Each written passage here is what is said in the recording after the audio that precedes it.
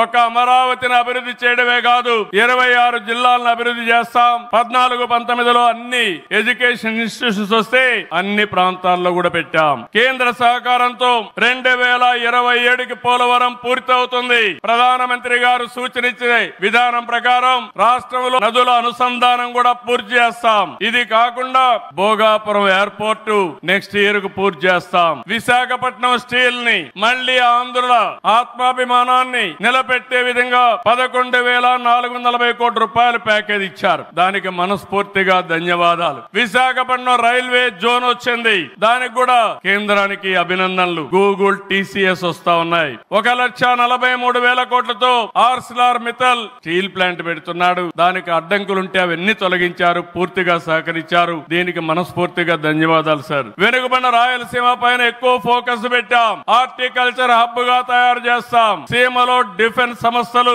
High court ఏర్పాటు చేయడానికి, high court bench ఏర్పాటు చేయడానికి అన్ని ప్రయత్నాలు చేస్తున్నాం. లేపాక్షి ఓర్వకల్ కారిడార్ లో aerospace, automobile, drone city, green energy ప్రాజెక్టులు తీసుకొస్తాం. రామాయంపట్నంలో బీపీఎల్ రిఫైనరీ వస్తా ఉంది. తిరుపతి అతిపెద్ద స్పిరిచువల్ హబ్ గా తయారు చేస్తాం. కడపలో స్టీల్ ప్లాంట్ వస్తుంది. కొప్పర్తి, ఓర్వకల్ ఇండస్ట్రియల్ నోడ్ కి కేంద్రం సహకరించారు. ఇటీవల కాలంలో ప్రధానమంత్రి గారు విశాఖపట్నం వచ్చి ఎన్టీపీసీ గ్రీన్ హైడ్రోజన్ కూడా శంకుస్థాపన చేశారు. నా ఇవన్నీ సాధ్యమేనా అంటే డబల్ ఇంజన్ సర్కారు వల్ల, కేంద్ర ప్రభుత్వ సహకారం వల్ల సాధ్యమయ్యాయని మరొకసారి మీ అందరికీ విజ్ఞప్తి చేస్తున్నాను.